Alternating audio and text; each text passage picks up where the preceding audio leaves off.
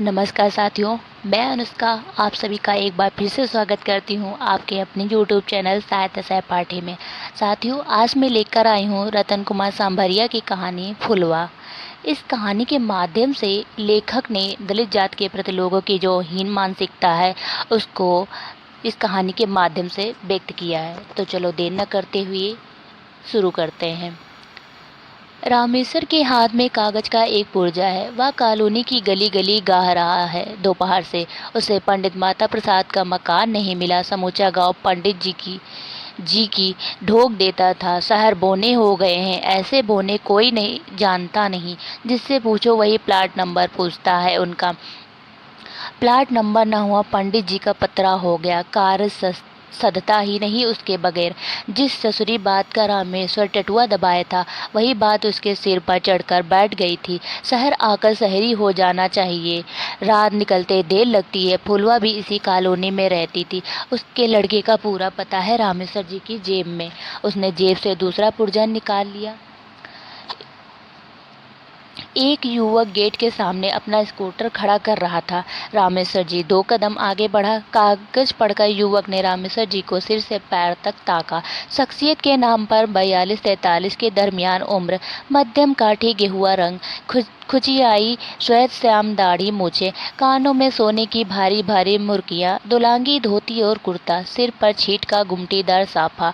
साफे का छोर उसकी कमर के पृष्ठभाग को स्पर्श करता था। रामेश्वर को चिंता और परेशानी में डूबा देखकर युवक ने उससे पूछा, राधा मोहन साहब के घर जाना है तुम्हें? जी बाबू साहब। रामेश्वर के स्वर में चिंता, उदासी और आजिजी थी। उसने बगल में दबाए बैग को हाथ में ले लिया था। कुछ लगते हो उनके? लगता तो नहीं हो, उसके गांव का हूँ, रामेश्वर ने पतले कंठ से उत्तर दिया। युवक स्कूटर स्टार्ट करते हुए बोला, वे चौथी गली में रहते हैं। बादल आ जाएंगे, स्कूटर पर बैठिए, मैं छोड़ आता हूँ तुम्हें। रामेश्वर का सिर भिन्ना उठा। पंडित जी को कोई नहीं जानता, फुलवा के छोरे को पौर पौर जानता है। स्कूटर वाला उसे एक कंगूरदार आलीशान कोठी के सामने छोड़कर चला गया था। रामेश्वर को आश्चर्य ने झिंझोड़ा। फुलवा की कोठी है या? उसने हौले हौले गेट बजाया। बाहर बरामदे में बैठी एक बुढ़िया वहां आ गई थी। मोटियाई देह, गोरे चेहरे पर पड़ी झुर्रियां में कांति दिपदिपा रही थी। उसकी आंखों पर चश्मा था और वह धुली हुई धवल साड़ी पहनी थी। उसने साड़ी को सिर पर लेते हुए गेट खोला। फुलवा थी वह। न रामेश्वर फुलवा को पहचान पाया, न फुलवा रामेश्वर को पहचान पाई। दोनों एक दूसरे को अजनबीपन से टुकुर टुकुर देखते रहे। फुलवा ने नाक के सिर तक चश्मा लाकर देखा, लेकिन वह उसे पहचान नहीं पाई। रामेश्वर ने आंखें सिकोड़ी। फुलवा? कौन रामेश्वर? हाँ भाभी। फुलवा ने माथे पर थपकी मारी। हाय राम, गांव से आई तो मुटियार थे, बुढ़ा गए हो 15 साल में ही। अंदर आइए ना। फुलवा फूली नहीं समा रही थी। उसकी घर गांव के जमींदार के कुंवर आए थे। वह दुर्दिन था। फुलवा का पति जमींदार के एक बिगड़ैल बैल को सीधा कर रहा था। नकेल ढीली पाते ही उस गुस्सैल बैल ने उसके पेट में सींग डाल दिया। वह तड़पा फड़फड़ाया। फुलवा की मांग पूछ गई थी। फुलवा का बेटा राधा मोहन 10 साल का था तब टहलवाई फुलवा को उत्तराधिकार में मिल गई। जैसे साहूकार को साहूकारी मिल जाती है, जमींदार को जमींदारी। 2 पेड़ थे। वह जमींदार के घर घास छीलती, पानी भरती, पशुओं को चारा पानी करती। बाहर बेत की कुर्सियां और टेबल पड़ी थी। फुलवा एक कुर्सी पर बैठ गई। उसने दूसरी कुर्सी की ओर इशारा किया। बैठिएगा रामेश्वर जी। रामेश्वर कुर्सी पर बैठ गया। सफेद रंग के झबरे से 2 कुत्ते अंदर आए। उन्होंने रामेश्वर को सूंघा और उसके मुंह की ओर देखकर सू सू करने लगे। उसने पांव ऊपर उठा लिए और डर से गठरी हो गया। फुलवा ने कुत्तों को दपटा। पंपी मीनू अंदर जाओ, ये तो रामेश्वर जी है, गांव के जमींदार, मेहमान है अपने। दोनों कुत्ते किसी समझदार बच्चे की भांति वहां से चले गए। रामेश्वर का वहम यथार्थ में तब्दील हो गया था। फुलवा किराएदार नहीं, मालकिन है कोठी की। जत्याभिमानी रामेश्वर डाह से सुलगने लगा था। फुलवा रामेश्वर की ओर देखकर उठ खड़ी हुई थी।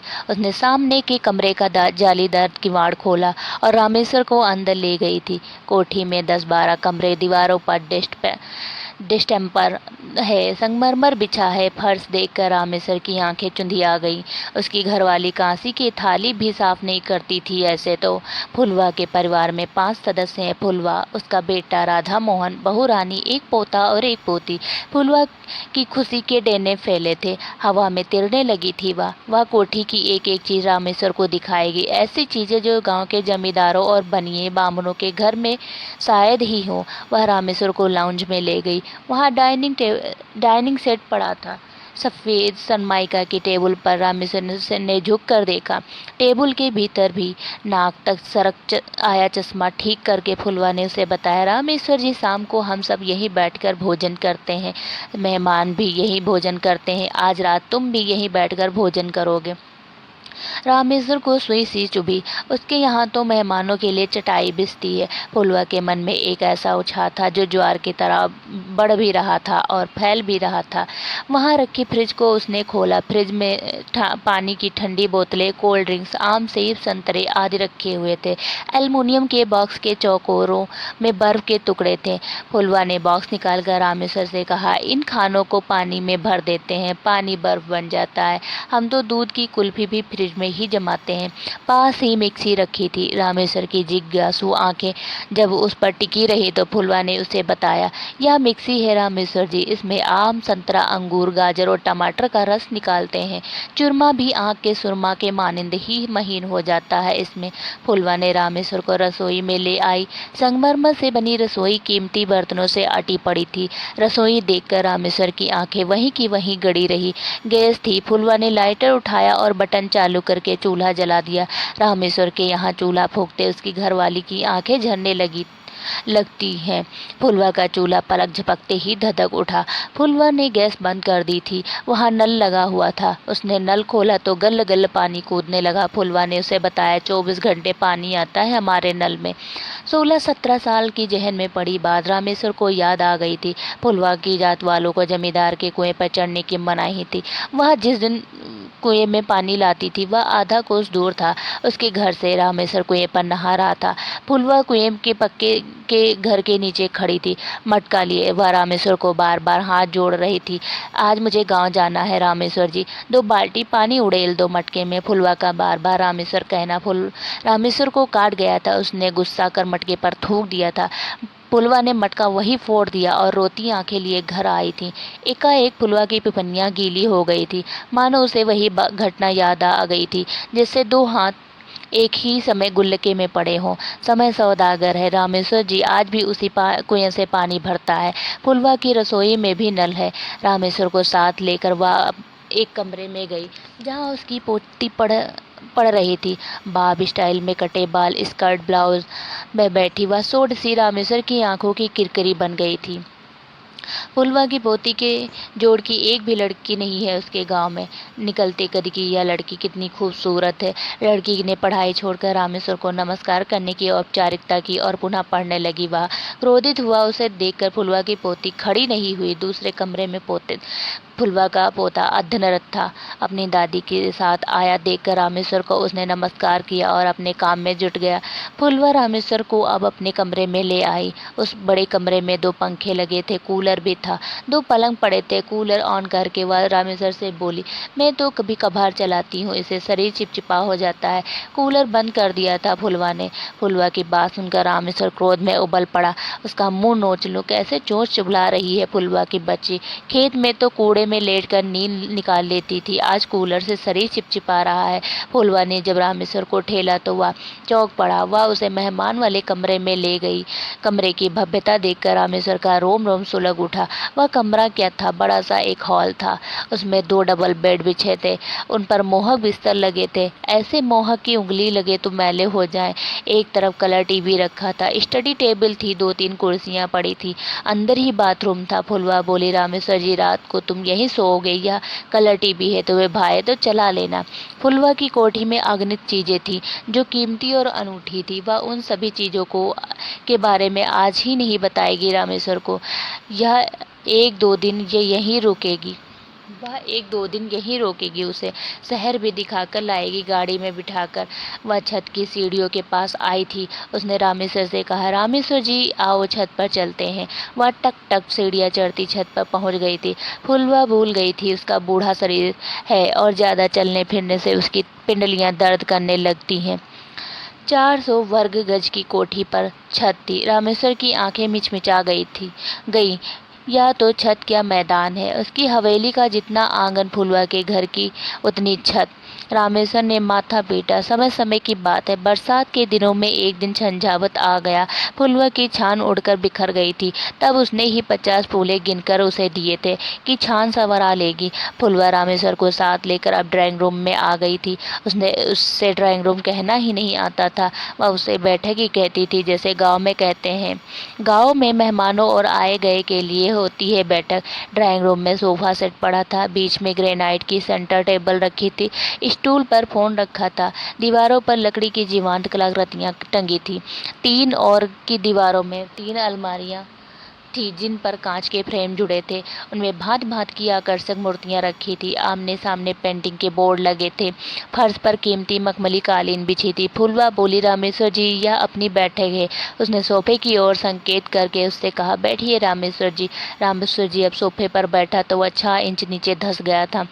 दुखों से झुलसी फुलवा के बदन पर फफोले पड़ गए थे। वह आज इतनी बड़ी कोठी में सुख से भरी बैठी थी। उसे अतीत स्मरण हो आया था। फुलवा के कच्चे घर की छान पर फूस नहीं होता था। सूरज सारे दिन उसके घर में रहता था। बरसात बाहर भी होती थी और घर में भी। पानी निकालते निकालते उसके हाथ टूटने लगते थे। बेदर्द जाड़ा दिन रात घर में घुसा रहता था। फुलवा ने चश्मा सरकाकर ड्राइंग रूम को निहारा।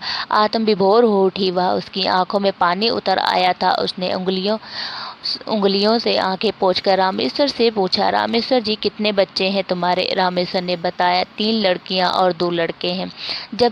अब तो बड़े लड़की को भी लड़का हो गया है। फुलवा सोचने लगी, 1-2 दिन में जब रामेश्वर जी गांव जाएंगे तो वह उसके थैले में खिलौने रखवा देगी।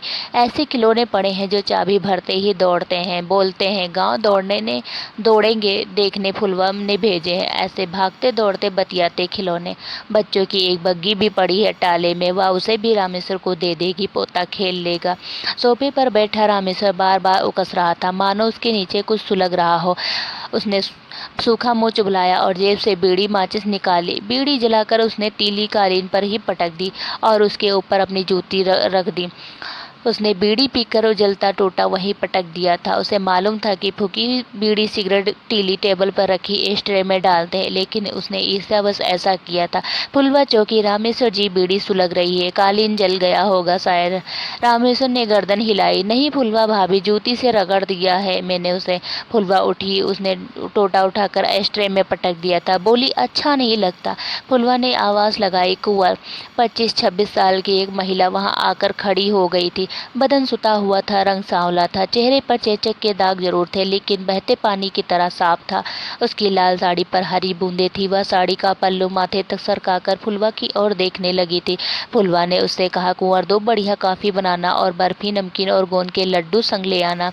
कुंवर लौट गई थी। रामेश्वर ने साफा हटाकर सिर खुजलाया तो कई दिनों से अनधुल्ले उसके सिर से रूसी उड़ने लगी थी। उसने पुनः साफा सिर पर रख लिया था। वह गंभीर होता चला गया था। फुलवा चालाक निकली। उसने 100 पापड़ बेल लिए, लेकिन राधा मोहन के हाथ से किताब नहीं छूटने दी, वरना उसकी हथेली तले हमारा हल होता। फुलवा ने चोंगा उठाया और नंबर घुमाकर बोली, हेलो, कौन? राधा मोहन। हाँ माँ, बेटा रामेश्वर जी आए हैं, जल्दी आ जाना घर पर। फुलवा ने फोन रख दिया था। रामेश्वर की तेवरिया चढ़ गई थी। बावली सी फुलवा में इतना सयानापन आ गया, फोन भी कर लेती है। कुंवर 2 गिलास पानी रख गई। वह काफी, बर्फी, नमकीन और गोंद के लड्डू ले आई थी। खड़ी रहकर उसने फुलवा के अन्य किसी आदेश का इंतजार किया और लौट गई। कुंवर की ओर देखकर रामेश्वर फुलवा से मुखातिब हुआ। बहू है तेरी? फुलवा ने बताया। नहीं रामेश्वर जी, बहू नहीं है, नौकरानी है अपनी। कुंवर नाम है इसका। हमने तो आज तक बेचारी से पूछा ही नहीं किस जात की है। खुद ही कहती है राजपूत हूँ। गांव में 36 फाक होते हैं, शहर में तो 2 ही जात होती हैं, अमीर और गरीब। एक दिन कुंवर गेट के सामने आंखों में आंसू भरे खड़ी सुबक रही थी। जब मैं वहां गई तो वह मेरे पांव पर गिर पड़ी। सिसकियां और सुबकियां रुक ही नहीं पा रही थी। बोली, उसकी बोली, अम्मा जी दुखिया हूँ, भीख नहीं मांगूंगी, नौकरानी रख लो मुझे। फुलवा ने आंखों से चश्मा उतार कर अपने हाथ में ले लिया। कहने लगी, रामेश्वर जी दया आ गई मुझे और मैंने इसे रख लिया। 5-6 साल का एक लड़का भी है इसके साथ। आज उसका जी ठीक नहीं है, अंदर सो रहा होगा। फुलवा ने बिसात भरे अपने कंठ को खंगार कर कहा, आदमी कितने बेदर्द होते हैं रामेश्वर जी। कुंवर अनपढ़ है, उसका पढ़ा लिखा आदमी अफसर बना कि कुंवर उसके मन से उतर गई। उसने किसी पढ़ी लिखी लड़की से शादी कर ली। बेचारी कुंवर ना कोर्ट जानती है ना कचहरी जानती है। फुलवा ने आंखों पर चश्मा फिर चढ़ा लिया और एक आह भरी, औरत का विश्वास। कुंवर रोज मांग भरती है और रोज रोती है। अब तो कुंवर मेरी बेटी सी है। रामेश्वर शर्म और गलान से नीचे धंसता चला गया था। इतनी बड़ी जात की औरत फुलवा जैसी छोटी जात के घर नौकरानी, और वह भी उस फुलवा के घर जो खुद थेंगली जैसी बेस्वाद जिंदगी जीती थी। दूसरे ही क्षण उसने अपनी छाती पर रखा पत्थर खुद सरका दिया। आड़े वक्त आदमी असहाय हो जाता है। एक समय राजा हरिश्चंद्र ने भी नीची जात के घर पानी भरा था। काफी बर्फी, नमकीन और लड्डू सब रामेश्वर के सामने रखे थे। उसका मन बार बार ललचा रहा था, खा पी कर चट कर जाए। क्या रखा है जात पात जैसी छोटी बातों में। उसका धर्म आड़े आ गया था। उसने 2-3 लंबी सांसें ली और पूछा, फुलवा, पंडित माता प्रसाद जी की कोठी भी तो इसी कॉलोनी में है ना?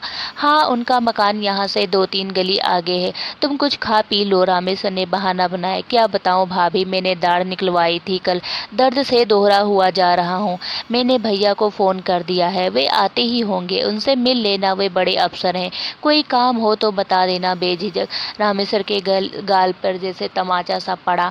उसकी चिरौरी करते फुलवा का मुंह बेसुरा रहता था। आज वह उसी फुलवा के बेटे से अपने बेटे की नौकरी की सिफारिश करेगा। अरे चुल्लू भर पानी में डूबकर मर जाएगा रामेश्वर सिंह। सोफे पर बैठा रामेश्वर जब बार बार उकसने लगा तो फुलवा ने आवाज लगाई, कुंवर। कुंवर दौड़ी दौड़ी आई, हुकुम अम्मा जी। वह खड़ी होकर फुलवा की ओर देखने लगी, बहू रानी को भेजना, रामेश्वर जी से मिल लेगी। शांति गोरी चिट्टी थी, बदन छरहरा था, गुलाबी रंग का सूट उसकी देह पर खूब फब रहा था। उसके हाथों में सोने के कड़े, कानों में सोने के टॉप्स, गले में सोने का मंगलसूत्र था। उसके केस में सोने की क्लिपें खुशी थी। 36-37 की उम्र में भी वह 25 की लगती थी। फुलवा ने उससे रामेश्वर का परिचय कराया। बहू रानी, ये रामेश्वर जी हैं, अपने गांव के जमींदार। शांति ने रामेश्वर को नमस्कार किया। थोड़ी देर वह खड़ी रही और फिर लौट गई। रामेश्वर दांत घिसने लगा। उसकी आंखें चढ़कर सुर्ख हो गई थी। वह तो सोचकर बैठा था कि बहू गजभर घूंघट में आकर उसके पांव छुएगी। आई है जैसे गांव की छोरी हो, ना आदर ना मान। अगर ऐसी बहू गांव में होती तो उसका झोटा पकड़कर खींचता। और फुलवा ने रामेश्वर के मन की बात पकड़ ली। रामेश्वर जी पढ़ी लिखी मैम साहब हैं, नहीं आती है उसे घूंघट गाती। वह हल्की सी हंसी भागो वाली है। ब्याह हुआ और राधा मोहन के साथ शहर आ गई। तुम्हारी हवेली तो उसने देखी तक नहीं है। रामेश्वर उठ खड़ा हुआ, फुलवा, पंडित जी का प्लाट नंबर दे दे, मैं चला जाता हूँ। फुलवा उठी और अलमारी से फोल्डिंग छाता निकाल लिया। छाता बगल में दबाकर वह कहने लगी, रामेश्वर जी अच्छा नहीं लगता, मैं छोड़कर आऊंगी तुम्हें। गेट से बाहर निकलकर वे 10-15 कदम ही चले होंगे कि एक मारुति कार कोठी के सामने आकर रुक गई थी। फुलवा ने पीछे मुड़कर देखा, राधा मोहन कार से उतर रहे थे। उसके पांव वहीं ठिठक गए और रामेश्वर से कहने लगी, वापस चलो, भैया आ गए हैं, उनसे मिल लो पहले। रामेश्वर ने आगे की ओर कदम बढ़ते हुए कहा, फुलवा, बादल बोल रहे हैं, बरसात आएगी, जल्दी कर तू। ऐसा नहीं था कि वह आज रामेश्वर से डरती थी या उसके एहसानों से दबी हुई थी। उसमें आतिथ्य भाव था और नेकियों को भगवान मानती थी। फिर अपनी शोहरत दिखाने का बहुत ही सुनहरा अवसर हाथ लगा था उसको। फुलवा ने मन में उठे क्रोध को वहीं दबा दिया था। पंडित माता प्रसाद का मकान आ गया था। कोल तार के दो ड्रम सीधे करके गेट बनाया हुआ था। गेट महज आड़ थी। गेट के पास ही लेटरिन बाथरूम थे। लेटरिन के दरवाजे पर बोरी का पल्ला झूल रहा था। बाथरूम में फर्श नहीं था। 2 कमरे थे। सटा हुआ एक गैराज था। गैराज में रसोई थी। रसोई में थोड़े से बर्तन थे। पंडित माता प्रसाद की पोती स्टोव पर ही रोटियां सेक रही थी। फुलवा की कोठी देखकर रामेश्वर की आंखें गुस्सा और द्वेष से सिकुड़ी हुई थी। पंडित जी का मकान देखकर उसकी आंखें हसरत और विस्मय से फैल गई थी। यह बिसात, खेद और खिदमत से सना था। पंडित माता प्रसाद की विधवा परती और फुलवा के बीच गांव में चाहे कितनी दूरियां थी, एक दूसरे से कपड़े बचाकर चलती थी, लेकिन शहर आकर वे दोनों दांत काटी रोटी खाने लग गई थी। परती के मकान पर भी फुलवा अपने घर जैसा अधिकार समझती थी। पंडिताइन का पूरा मकान दिखाकर वह उसे एक कमरे में ले आई। कमरे में 2 चारपाइयां, 2 कुर्सियां और एक स्टूल था। फुलवा चारपाई पर बैठ गई और कुर्सी की ओर इस हाथ करके बोली, बैठिए रामेश्वर जी। परती, उसकी बहू और पोती बाहर गई थी। वे लौटकर आई तो मर्द की खांसी सुनकर पंडिताइन यहाँ आ गई थी। उसकी बहू और पोती दूसरे कमरे में चली गई थी। रामेश्वर की आंखें पंडिताइन को देखती रह गई। उसकी कमर कमान की तरह मुड़ गई थी। उसके भूरे घुंघराले बाल सफ़ेद और मटमैले से हो गए थे। उसकी पलकों पर भी सफ़ेदी थी। सफ़ेद साड़ी और सफ़ेद ब्लाउज में लिपटी सफ़ेदी का पुतला सी लग रही थी वह। रामेश्वर उठा और उसके पाँव में ढोल दी। पंडिताइन नहीं पहचान पाई कि वह कौन है। रामेश्वर खड़ा हो गया और हाथ जोड़ दिए। दादी, मैं हूँ रामेश्वर, आपका पोता हूँ। हाँ, उसने चश्मे के भीतर आंखें झपकाई। नहीं पहचाना? जमींदार बलकार सिंह का बेटा रामेश्वर। पंडिताइन ने एक कष्टमय आह भरी। ओह रामेश्वर! वह 10-12 साल बाद उससे मिल रही थी। रामेश्वर को देखकर उसका माथा ठनक गया। फुलवा को पाकर वह गदगद हो गई। सप्ताह बाद मिली है फुलवा उससे। फुलवा पायंती सर की। पंडिताइन ने उसका हाथ पकड़कर सिरहाने बैठा दिया। वह उसे फुलवा नहीं फुलवंती कहती थी। ताकीदगी देख फुलवंती, तूने एक ही दिन कहा था ना, तू मुझसे 1 साल बड़ी है। जब बड़ी है तो पायंती बैठाकर मुझे पाप में गलाएगी। रामेश्वर ने साफा उतारकर सिर खुजलाया और फिर रख लिया। रामेश्वर भंवर में फंसा कोई तिनका। पंडिताइन पायताने, फुलवा सिरहाने। देहरी की ईंट चौबारे अनुरक्त और विरक्ति के बीच ईर्ष्या और द्वेष ऐसी जलन पैदा कर रहे थे जैसे अधपके फोड़े में पीऊ और लहो। परती की पोती 3 कप चाय ले आई थी। उसने स्टूल पर ट्रे रखी और लौट गई। भूख से बेहाल रामेश्वर ने कप उठा लिया और घूट घूट पीने लगा। फुलवा ने कप उठाया और पंडिताइन के कप में उड़ेलने लगी। दिन भर में 10 चाय हो जाती हैं परती, और वे एक दूसरे को ठेल ठेल कर बतियाती रही। रामेश्वर चुबुक पर हाथ लगाकर उसकी बतकही सुनता रहा, जैसे जदों बच्चों का खेल देख रहा हो। फुलवा ने कप रख दिया और उठते हुए अपना छाता संभाला। रामेश्वर से बोली, रामेश्वर जी, सुबह कोठी पर आ जाना, इतने में तुम्हारी दाढ़ का दर्द भी ठीक हो जाएगा। देसी घी का हलवा बनवाऊंगी कुंवर से। पंडिताइन ने 2-3 बार खाड़ थपकाकर फुलवा की ओर एक संकेत कर दिया था। फुलवा पुलक कर बोली, परती पोती को भेज दे मेरे साथ, छोड़ आएगी मुझे। रामेश्वर ने अपनी कुर्सी पंडिताइन के नजदीक सरका ली। आस्था और विश्वास से भरे स्वर में बोला, दादी, गांव में क्या धरा है? मौज में हो यहाँ? हाँ, ठीक हूँ दादी। दादा नजर नहीं आ रहे। 2 साल हो गए उनका स्वर्गवास हुए। पंडिताइन की आंखें भर आई थी। वे कुछ देर तक नीचे देखते रहे, जैसे शोक में डूब गए हों। पंडिताइन ने आंखें पोंछकर उससे पूछा, किसी काम से आया था रामेश्वर तू? रामेश्वर ने पंडिताइन के पांव दबाने के लिए हाथ बढ़ाए तो उसने अपने पांव सिकोड़ लिए। वह खिसियाकर कहने लगा, दादी, आपका पोता है ना दीप सिंह, उसने 5-6 साल पहले मैट्रिक पास कर ली थी, अब मारा घूम रहा है। वह थोड़ा रुककर बोली, दादी, 100 बीघा जमीन थी मेरे बाप के नाम, अब 5 भाइयों में बढ़ गई 20-20 बीघा। जमींदारी नहीं रही अब। दीप सिंह को कहीं नौकरी पर चिपकवा दो। पंडिताइन ने चश्मा उतार कर खाट पर रख दिया और चुंधियाई आंखें मिचमिचाने लगी। फुलवंती की कोठी पर गया था तू? रामेश्वर ने सूखा थूक निगला। दादी, फुलवा चाहे सोने की हो जाए, रहेगी उसी जात की। मैंने उसके घर का पानी तक नहीं पिया। धर्म भ्रष्ट होने से मर जाना अच्छा समझता है रामेश्वर। पंडिताइन ने उसे डपटा। तू तो कुएं का मेढक ही रहा रामेश्वरिया। अब तो पद और पैसे का जमाना है, जात पात का नहीं। फुलवंती का राधा मोहन कोई छोटा मोटा अफसर नहीं है, एसपी है, एसपी। एक बात बताऊं तुझे, जाकर मेम साहब के पांव पकड़ ले, और तब तक मत छोड़ना जब तक वह हाँ न कह दे। पंडिताइन ने एक ठंडी सांस ली। चरण छुओ बहुरानी की, मेरे पोते को तो उसी ने दूसरी जिंदगी दी है। रामेश्वर के शरीर पर जैसे किसी ने तेजाब उड़ेल दिया था। जिस औरत को वह द्रौपदी सा बेआबरू करने की सोच रहा था, उसी के पांव पकड़ ले। पंडिताइन ने यह कैसी बात कह दी? अगर दूसरा होता तो कंठ पर अंगूठा रख देता। पंडिताइन की पोती थाली ले आई थी। पंडिताइन की बात से रामेश्वर का जी ऐसे उतरा हुआ था कि आलू की सूखी सब्जी और चुपड़े फुलके भी भरपेट नहीं खा सका था वह। पंडिताइन चिंता में थी। लड़का बाहर टूर पर गया है। तो कमरे हैं, उनके बीच में दीवार है, लेकिन गेट है। गेट पर पर्दा है, किवाड़ नहीं। पर्दा तो शर्म होता है, आड़ नहीं होता। बहू है, जवान लड़कियां हैं। जमींदार और जानवर का क्या भरोसा, उसकी नीयत कब खराब हो जाए। उसने चश्मा पहना और उठते हुए कहा, रामेश्वर, हार थक रहा होगा तो बिस्तर लगा दिया है तेरे लिए, आज मेरे साथ। चारपाई पर बड़े बिस्तर को देखकर रामेश्वर के तन बदन में आग लग गई थी। यह तो वही बिस्तर है जो फुलवा के कमरे में पड़ा था। रामेश्वर ने व्यवस्था में डूबी सांस भरी। दूसरी जात की गाय, भैंस, बकरी सब बामन के घर आ जाती है तो बामनी बन जाती हैं। रात निकाल रामेश्वर। एक कोने में बकरी खड़ी है, गेट के पास कुत्ता बंधा था। पंडिताइन कुत्ते की चैन को एक गांठ मारकर कहने लगी, रामेश्वर जी, कुत्ता बीमार है, खांसेगा जरूर, भीतर की साकल लगाकर चुपचाप सो जा तू तो। बकरी की मींगन और पेशाब से समूचा गैराज गंधा रहा था। कुत्ते की खौं अलग। रामेश्वर की नींद कोसों दूर भाग गई थी। उसे रह रहकर फुलवा की कोठी याद आने लगी।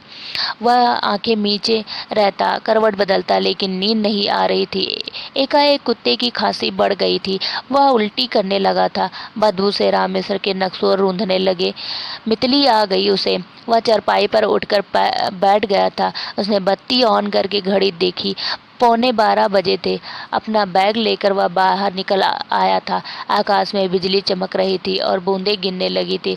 उसके कदम अनायास ही फुलवा की कोठी की ओर बढ़ने लगे थे। रामेश्वर ने जब फुलवा की कोठी के गेट पर हाथ रखा तो गेट के बाहर आवारा कुत्ते और कोठी के पालतू कुत्ते भौंकने लगे थे। यहीं पर इस कहानी का अंत होता है। मिलते हैं नेक्स्ट वीडियो में, तब तक के लिए नमस्कार।